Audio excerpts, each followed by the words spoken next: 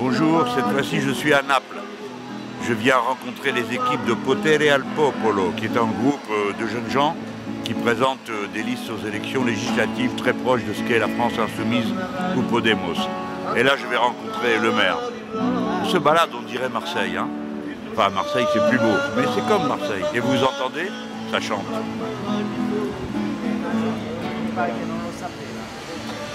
Importante partire dalle città, dai territori e quindi provare a costruire un'Europa più delle città e dei popoli. Primo caso in Italia a Napoli in cui abbiamo trasformato una società per azioni che gestiva l'acqua in un'azienda tutta pubblica che si chiama ABC Acqua Bene Comune.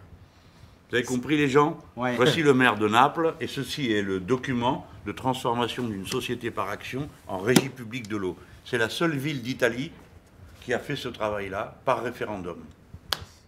L'eau publique. Bien commun. C'è una bella squadra dell'esperienza napoletana. Je pense qu'ici, c'est intéressant de faire aussi cette rencontre plus élargie avec à la fois la délégation de Potere al Popolo qui est en train de faire un travail que j'apprécie beaucoup sur le territoire napolitain et également avec le reste de ma délégation. Je pense qu'on pourra faire quelque chose d'intéressant. Alors là, on sort de la rencontre avec le maire et on a eu une discussion tout à fait fascinante sur la manière d'organiser dans une commune un mouvement d'auto-organisation populaire et de révolution citoyenne. Alors c'est très impressionnant de voir des gens qui traitent concrètement ce sujet du surgissement de la population dans ces affaires, parce que c'est la solution et il n'y en a pas d'autre. Hein. Si on se contente du changement par le haut, ça ne fonctionne pas. Et si on a une véritable co-gouvernance entre les mouvements sociaux, les organisations populaires et une administration locale, alors à ce moment-là, oui, ça y est, ça pousse. Et encore une chose à vous dire, lui, il n'a pas peur. Hein. Il a convoqué une manifestation des gens de Naples à Rome devant le siège du gouvernement central, parce qu'il faut aussi qu'il arrive à se sortir de l'impasse dans laquelle le gouvernement central, qui applique les consignes de la Commission européenne, est en train d'étrangler toutes les villes en Italie, comme c'est le cas aussi en France. Alors ça, c'était vraiment une réunion super passionnante. C'est parce qu'en français, France insoumise, ça fait FI. Et FI, c'est la lettre grecque, voilà. Puis c'est quand même eux qui ont inventé la démocratie. Alors. Poi i greci hanno comunque inventato la democrazia, quindi magari un riferimento. Mais on cherchait comment on allait faire un symbole facile à faire, comme ça, sur les murs ou avec de la peinture. Poi era anche comodo da fare. Si tu dois commencer à écrire ta vie sur le Lo mur. puoi fare ovunque, anche sul muro. Esatto, questo sì. Ma poi è importante Qu'est-ce que che... vous faites, vous? Comment? Qu'est-ce qu'il a dit? No, che è facile farlo. Il a dit justement, c'est facile à faire, comme ça vous pouvez le faire sur le mur. Voilà. Et sur les pare-brises des voitures quand il y a de la neige. Et anche esatto. Bon, les amis, maintenant ça se passe dans mon bureau parce qu'on n'a pas eu le temps sur place d'avoir toutes les images dont on aurait eu besoin pour faire un vlog dans les règles de l'art. Mais on va s'améliorer hein, pour le futur. Donc, quand je suis sorti de chez le maire, je vous ai dit quelques mots, mais j'ai oublié de vous signaler qu'il m'a offert son livre, Luigi Di Magistris, le voilà. Hein. E questa invece è la città ribelle. La città ribelle. Ah oui, La ville rebelle. le cas de Naples. Il caso Napoli, la città ribelle. J'aurais préféré qu'ils mettent la cité insoumise, mais bon, c'est rebelle. Et on a eu une bonne discussion sur ce qu'il serait possible d'avoir comme réseau des cités rebelles ou insoumises en Europe. Après, on est parti à l'ambulatorio popolare. Enfin bon, c'est un dispensaire. Il a été construit dans une ancienne prison, une prison psychiatrique, c'est-à-dire qu'on mettait des malheureux malades mentaux, plus ou moins atteints. J'aime vous dire qu'après être passé là-dedans, ce qui leur restait d'équilibre disparaissait comme neige au soleil, les malheureux empilés là-dedans. Et c'est un immense espace qui a posé tellement de problèmes, qui a dégagé tellement de scandales de maltraitance, qu'il a fini par être fermé. Il y a eu même des commissions en fait, d'enquête parlementaire et c'est ça qui a porté à la fermeture du lieu. Parce que les lieux étaient vraiment un lieu d'abus, de torture et tout. Et il était là à l'abandon. Alors on a été depuis la mairie jusqu'à cet ambulatorio où c'est évidemment rempli de militants. Il y a 9000 mètres carrés, il faut se représenter la chose. Hein. Et les militants occupent l'ensemble de cet endroit et en ont fait un hôpital pour les pauvres, les migrants et pour les gens qui ont besoin de se soigner mais n'ont aucun accès aux soins. Alors, il faut être honnête, le système italien est beaucoup plus dégradé que le système français. Hein. C'est-à-dire qu'il y a toute une partie de la population qui n'a aucune possibilité d'accéder au réseau de soins. Bon, encore en France, des fois c'est en ouvrant les portes à coups de pied, mais c'est pas aussi fermé que ça l'est. Ça prend la pente, hein, pareil. Alors, dans cet endroit, il y a toutes sortes d'activités, et l'activité de soins. Et l'activité de soins, elle couvre tous les aspects. Hein. Les soins pour les petits, la pédiatrie, pour les gens âgés, etc., etc., etc., toutes ces sortes. Donc ici, c'est le centre médical de permanence gynécologique et échographique, et la raison pour laquelle c'est encore utilisé, c'est qu'en fait, on vient de terminer le moment de la permanence gynécologique. Ouais. Alors avec examen, et puis s'il y a besoin, la plupart du temps il y a besoin, hein, et ben ce sont les médecins bénévoles qui viennent là, qui accompagnent des gens pour avoir les rendez-vous, pour avoir accès à certaines machines, bon voilà. Et pareil pour les médicaments, ils ramassent les médicaments qui sont encore utilisables, pardon, et dont les gens n'ont plus besoin. Alors plutôt que de les jeter, on les amène là, alors ils en ont des tiroirs et des tiroirs remplis.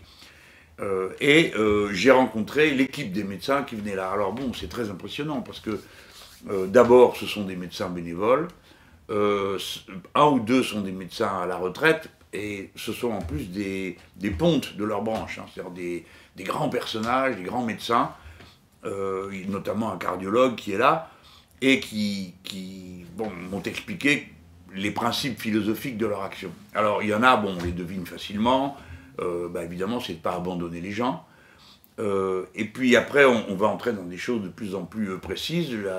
Le deuxième élément, c'est de prendre la personne comme un tout, hein, et pas soigner une maladie qui serait chez une personne. Donc on est moins, me disent-ils, centré sur la maladie que sur le besoin de santé. C'est une formule qui peut paraître étrange, mais qui fait bien réfléchir à la façon avec laquelle le médecin va essayer de traiter globalement la personne qui a une maladie, dans des conditions telles qu'elle devient elle-même acteur du processus de sa guérison. Et puis après, le degré le plus approfondi dont ils m'ont parlé, c'est que tous les gens qui sont là, médecins, les copains qui accompagnent avec plein d'autres activités, ils s'occupent des gamins, je veux dire, pour faire les cours du soir, ou les gamins de la personne malade, enfin bref, toutes ces activités-là, elles travaillent autour de la bataille pour une santé meilleure, ou des parents, ou des enfants eux-mêmes. Par exemple, ils accueillent aussi des enfants, ils m'ont dit, qui viennent de familles qui ont été percutées par la violence des mafias locales. Hein. Les mafias, c'est pas que dans les films, hein. Dans la vie de tous les jours, c'est l'horreur.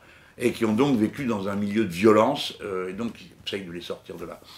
Et cette démarche, elle a un sens citoyen de récupération de l'identité humaine de chaque personne. Une personne n'est pas une maladie et une personne, mais c'est une personne qui a une maladie et qui va vers la santé. Alors là, j'arrête parce que sinon je parle 2 heures, mais toutes ces mécaniques-là, ce sont les mécaniques basiques du process de révolution citoyenne. Avec la formation de réseaux, là où il n'y a plus d'État, où il n'y a plus de collectivité, où il n'y a plus rien à part le règne de l'argent, du marché, qui élimine d'entrée de jeu toute une partie de la population qui est tout simplement abandonnée. Alors, la reconstruction de réseaux coopératifs solidaires par auto-organisation, ça c'est quand même le fondamental de la révolution citoyenne. Alors, il y a plus de 40 médecins, je crois, et puis environ 200 camarades qui viennent là, amis. Alors ils viennent le matin ou le soir ou l'après-midi, mais tout le monde vient pour faire vivre une activité ou une partie d'une activité, et des fois quelqu'un commence une activité, il est tout seul, alors du coup il va chercher ses autres amis qui sont intéressés par cette activité pour la déployer. Donc je pense que ça serait bien aussi en France que comme ça on ait des squats collectivistes, c'est-à-dire un squat où on se met à la disposition des autres, pas simplement on vient habiter soi-même, ça aussi c'est bien, mais où on fait une espèce de lieu de recomposition sociale avec les gens qui sont dedans. Vous faites les devoirs, bonjour madame. C'est vous qui faites les devoirs? Non, c'est elle. T'es quand oui, Une belle parole pour terminer, c'est le médecin cardiologue justement, qui est plutôt un gars de ma génération, qui vient là, Et il dit... Cioè, paradossalmente mi sento oggi più libero di fare il medico di quando lo facevo in ospedale per 40 ans. En gros, j'ai fait 40 ans le médecin à l'hôpital et c'est aujourd'hui que je me sens libre d'être un médecin en fait, en le faisant ici, dans cet espace. Ça peut paraître curieux parce qu'il a quand même soigné des gens pendant 40 ans. Mais il dit, enfin j'ai l'impression d'être médecin parce que lui il voulait être médecin pour s'occuper des personnes, pas pour s'occuper des maladies. Après tout ça, il y avait une conférence de presse. Enfin, c'était une conférence de presse assez étrange parce que j'arrivais pas à distinguer les journalistes des autres. Et puis il y avait des gens, alors ça c'était pas prévu, alors ce sont des gens justement, des militants de tout, et puis des gens qui avaient entendu parler du fait qu'il y aurait Mélenchon. Alors comme ils me connaissent un peu, certains, bon, toutes sortes de gens sont venus, il y en avait plein la salle là jusqu'au fond, et puis dans l'escalier sur le côté, et puis sur le parcours, donc c'était très sympa parce que ça me donnait de la force et de l'énergie. Et puis moi ça m'a beaucoup apporté parce que on fait un petit discours et puis on reçoit quelque chose en retour, pas seulement des applaudissements, des regards, quelque chose qui fait de la complicité. C'était pour être honnête, très difficile à faire parce que bon, les copains, ils sont pas habitués comme nous on marche comme des horloges, hein, tout est organisé, cadré, tout est prévu. Bon là déjà, pour commencer, on se branche sur les câbles, quick, ils n'étaient pas assez puissants. Donc pour faire l'édition en direct, alors là, je ne vous raconte pas ce que ça a été, enfin, quelques-uns d'entre vous ont regardé et évidemment se plaignaient de ce que le son n'était pas bon. Deuxièmement, bon, il faut faire un discours, il faut à la fois simplifier son propos, pas à cause des gens, mais à cause du traducteur. Je ne dis pas que j'ai été génial cette fois-ci, parce que les phrases faisaient 3 km de long, et puis ça crée une drôle d'ambiance. Je vais raconter un truc, il faut penser en même temps qu'on parle, que ça va être un morceau du gâteau, qu'il faut l'arrêter avec une phrase, et puis pour passer à la suivante et tout. Et dans nos peuples, il y a une immense colère qui se tourne contre les institutions européennes. Ils ont raison. Ils ont raison. C'est de là que vient le mal.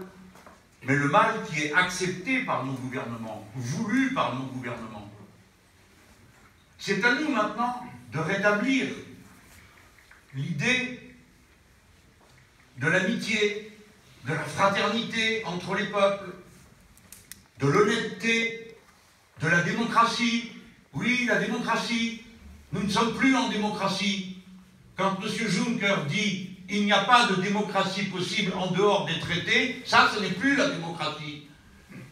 Quand les dirigeants européens décident quel va être le niveau des retraites, de l'éducation, de la santé, en Grèce, en Italie et ailleurs, ce n'est plus la démocratie, parce que ce qu'ils ont décidé, ce n'est pas ce que veut le peuple italien, le peuple grec, le peuple français.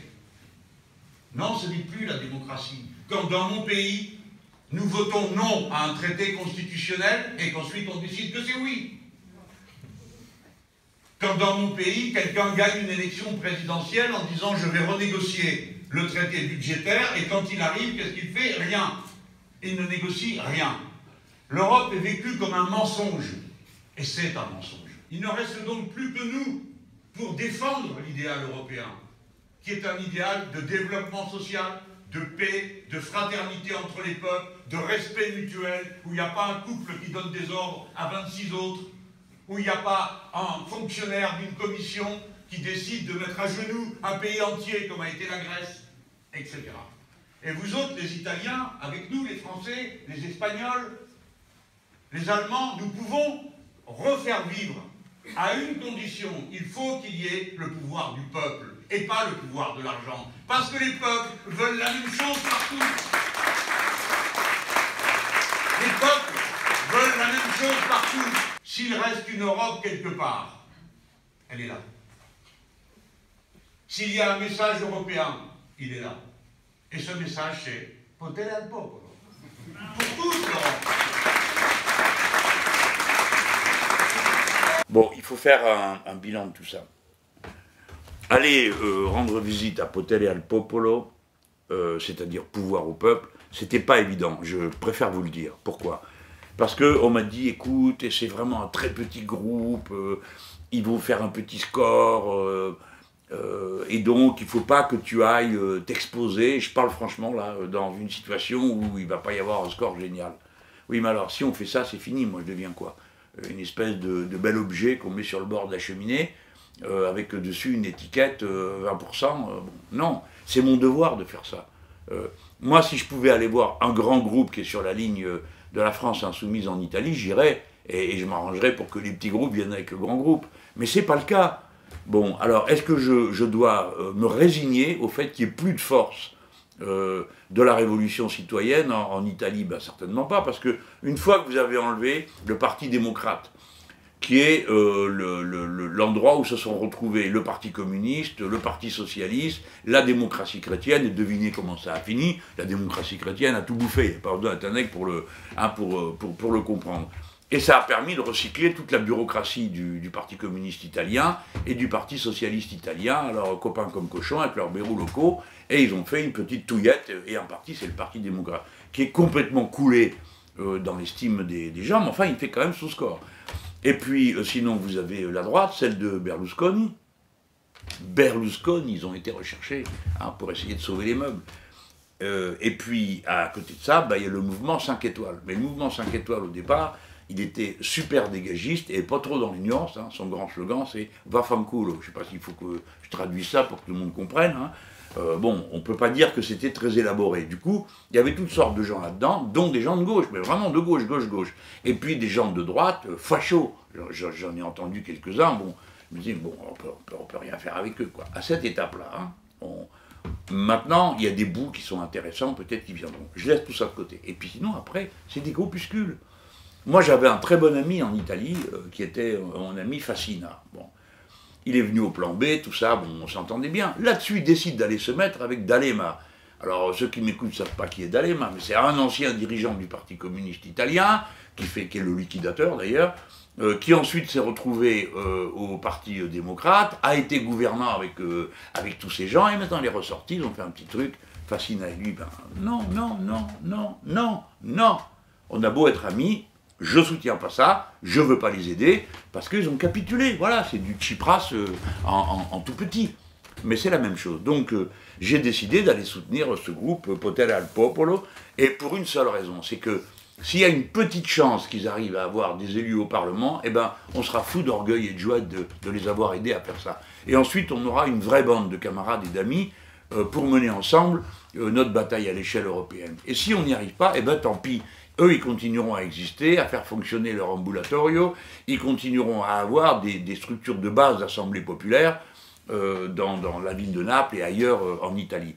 Et moi, je serais fier d'avoir été avec eux, même si leur score n'est pas un score génial. Mais pourquoi ça ne serait pas génial, franchement? Voilà, ça c'est leur journal. Alors ils font un peu gaucho, il faut bien dire ce qui est, mais c'est d'allure. Pour le reste, c'est vraiment des gens sérieux. C'est des gens sérieux, c'est-à-dire que leur idée, c'est d'exercer une responsabilité dans la société. C'est pas des gens qui se réunissent pour faire des briques et des brocs pendant des heures sur la stratégie, puis après rien faire à la maison, et donnent des conseils aux autres, comme il y en a plein comme ça en France. Mais là, non, ils font un truc collectif, ils sont là, bon... vraiment, ça inspire du respect. Alors, je ne vais pas vous dire que je suis d'accord avec tout ce qu'ils disent, d'ailleurs, je ne comprends pas tout ce qu'ils disent, je ne parle pas l'italien, et je n'ai pas pu tout lire, mais je sais qui ils sont, et je sais ce qu'ils essayent de faire. Donc, j'espère que Potere al Popolo va faire un bon résultat. Alors, les journaux sont venus, parce que, évidemment, pour les Italiens, la presse italienne, elle est venue, la RAI, la télévision d'État, et puis aussi le Corriere della Sera, et tout ça. Bon. Alors, ça leur a donné un petit coup de lumière, quoi. Pour faire ce voyage, on avait composé une petite délégation, enfin, j'ai mes méthodes de travail. Alors, d'abord sont arrivés avant moi Gabriel Amar, parce qu'il est le responsable à la France Insoumise des ateliers législatifs et aussi du dossier de l'eau publique. Et comme vous le savez, vous l'avez appris, Naples, son maire des Magistris, a une action pour rendre propriété publique l'eau de la ville. Donc c'était vraiment, en plus Gabriel Amar, il parle italien, donc ça facilite le travail. Et puis il y avait aussi Bénédicte de Montville, qui était avec nous, qui est une élue régionale de Paris, mais qui est aussi quelqu'un qui a des attaches nombreuses avec l'Italie et qui connaît bien tout le milieu, qui est capable de, non seulement d'avoir des dialogues, ça je pense que c'est à la portée de tous ceux qui arrivent à parler italien, mais surtout de comprendre ce qui se passe et surtout de me donner les bons conseils, que je ne me trompe pas, les choses qu'on dit, celles qu'il ne faut pas oublier de répéter, celles où c'est pas la peine d'insister, et pas faire d'impair et de bévue. C'est vraiment un conseil très précieux, et moi j'aime pas m'aventurer comme ça, sans être sûr que les bords sont bien bordés, parce qu'il s'agit quand même de construire une force européenne dans tous les pays, et bon, quand on démarre, il vaut mieux savoir exactement avec qui, comment et où on met les pieds. Et puis, il y avait aussi Karim Kelfaoui. Alors, vous allez vous dire, mais pourquoi? Ben parce que Karim est toubib.